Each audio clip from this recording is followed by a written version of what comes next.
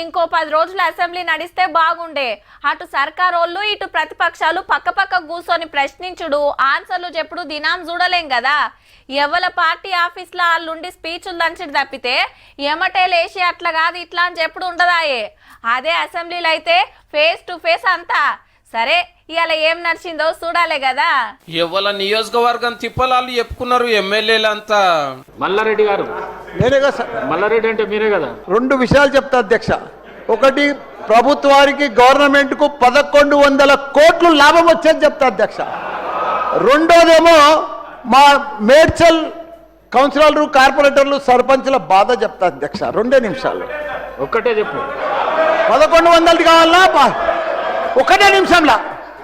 నువ్వు number 1 minister అన్నా. నువ్వు మాకు దిష్టి తగిలిందా ఏం తగిలిందో మా మేడ్చల్ నియోజకవర్గానికి 13 మున్సిపాలిటీలు జిహెచ్ఎంసీలో కలపకుండా అట్లనే పెట్టాలన్నా. రెండోది మీకు లాభం వచ్చేది చెప్తా. 1100. మంత్రి గారు అధ్యక్ష నోట్ చేసుకోవడం జరిగింది అధ్యక్ష.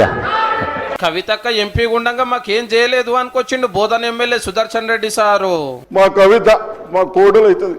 అత్తగారు ఊరు కాబట్టి ప్రేమ ఉంటుంది. నిజామాబాద్ డిస్టిక్ మీద కేసీఆర్ గారికి తప్పనిసరిగా తెలిపిస్తారు అనుకున్నాను. శంషాబాద్ ఎయిర్పోర్ట్ కు భూములు తీసుకున్న ముచ్చట రాజేంద్ర నగర్ ఎమ్మెల్యే ప్రకాష్ గౌడ్ సార్ ఇళ్ళ పెట్టిండు. నాడేమన్నా ఎయిర్పోర్ట్ తీసుకునేటప్పుడు మీకు ఉద్యోగాలు వస్తాయి, మంచి మంచి ఉద్యోగాల మీద ఉంటారు, మీరు అందరు ఏసీ రూమ్లలో కూర్చుంటారు అని చెప్పి. ఇవాళ ఏముంది సార్, మా పిల్లలు 11,000 రూపాయలు జీతం ఇచ్చి సూట్ కేసులు మోస్తారు సార్ అంతా. సింగరేణి కార్మికుల తిప్పలు మంచి చెడ్డల మీద చెన్నూరు ఎమ్మెల్యే వివేక్ వెంకటస్వామి సార్ మాట్లాడిండు. సింగరేణి సంస్థలో ఆఫీసర్స్కి పర్ఫార్మెన్స్ రిలేటెడ్ పే వారికి 2023 నుంచి ఇవ్వట్లేదు అధ్యక్ష. ఇది తొందరగా క్లియర్ చేయాలని చెప్పి కోరుతున్నాం అధ్యక్ష. కంట్రోల్ బియ్యం ఏం చేస్తారో ఆర్మూర్ ఎమ్మెల్యే రాకేష్ రెడ్డి సార్ చెప్పిండు గిట్లా. రూపాయికి కొన్న కిలో బియ్యాన్ని అక్కడనే షాప్ లో 15 రూపాయలకు అమ్మేస్తున్నారు. ఆకలైనోడికి బియ్యం ఇవ్వండి తప్ప అమ్ముకుంటోడికి బియ్యం వేయండి అధ్యక్ష. మళ్ళా ఉగాది నుంచి సన్న బియ్యం ఇస్తున్నారు అధ్యక్ష. ఇప్పుడు రూపాయికి కొని మళ్ళీ 40 రూపాయలకు అమ్ముతారు. సభల ఫోటోలు దింపి బయటికి పంపుతున్నారని ప్రతిపక్షం మీద ఫిర్యాదు అయ్యిండు కాంగ్రెస్ ఆది శ్రీనివాస్ సారు. బయట ప్రపంచంలోకి గ్రూపులలో పెట్టి పంపడం అనేది కూడా మీరు చూపెట్టి జరిగింది అధ్యక్ష. దవాఖాన్ల మంత్రి దామోదర సారు అవయవదానం బిల్లు పెడితే బాగుందని అందరు తారీఫ్ చేసిండ్రు. మనం లెటర్స్ లీడ్ బై ఎగ్జాంపుల్. మన నియోజకవర్గాల్లో ఆర్గాన్ డొనేషన్ ని ఎంకరేజ్ చేస్తే నేను వరుసలో ముందుండి నేను సంతకం పెట్టడానికి మొదటి సభ్యుడిగా ముందుకు వస్తున్నాను. అగ్రిమెంట్ లో నేను కిడ్నీ ఇవ్వటాను, అవయదానం ఇవ్వటానికి అగ్రిమెంట్ పత్రం మీద నేనే మొట్టమొదటిగా సంతకం చేయడం కోరుకుంటాను సార్.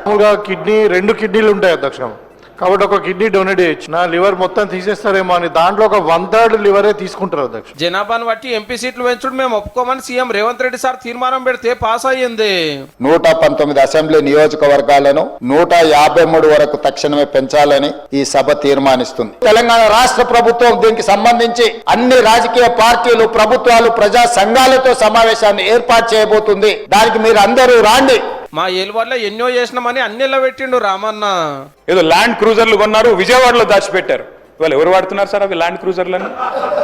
రాబోయే 10-15 సంవత్సరాలు, 20 సంవత్సరాలు మేమే ప్రభుత్వంలో ఉంటామని, మాకే ఈ ల్యాండ్ క్రూజర్లు ఉండాలని ఆలోచన చేసిన అధ్యక్ష. ప్రగతి భవన్ లో 100 రూమ్లు ఉన్నాయన్నారు అధ్యక్ష. 100 రూమ్లు. మరి ఇవాళ డిప్యూటీ సీఎం గారు అక్కడ ఉంటున్నారు. ఎన్ని రూమ్లు ఉన్నాయో బట్ అన్న మీరే చెప్పాలి. 6 గ్యారెంటీని అమలు చేయాలని ప్రతిపక్షంలో ఉన్న అన్ని పార్టీలు డిమాండ్ చేసినాయి. అప్పులు, ప్రాజెక్టులు, కొలువులు, చదువులు ఇట్లా ప్రతి ఒక్కటి మాట్లాడిండ్రు. సెంటర్ వాళ్ళు ఏమి ఇస్తలేరు అన్నాడు కరెక్ట్ కాదని బీజేపీ ఎమ్మెల్యేలు వాళ్ళు చెప్పేది చెప్పిండ్రు. గ్యారంటీ అంటే మోడీగా గ్యారంటీ అధ్యక్ష. ఒక్కసారి గ్యారంటీ మేము చెప్పినామంటే, మాట ఇచ్చినామంటే, మోడీ గారు మాట ఇస్తే తప్పనటువంటి మనిషిగా దేశ ప్రజలు 3వసారి గెలిపించుకున్న సంగతి నేను గుర్తు చేస్తా ఉన్నాను అధ్యక్ష. అందరు మాట్లాడినాక అసెంబ్లీ మొత్తం వాయిదా పడ్డది. ఇక అటు మండలిలో కొందరు ఎమ్మెల్సీల పదవి కాలం ఒడుస్తున్నది కాబట్టి వాళ్ళ అనుభవాలు చెప్పిండ్రు.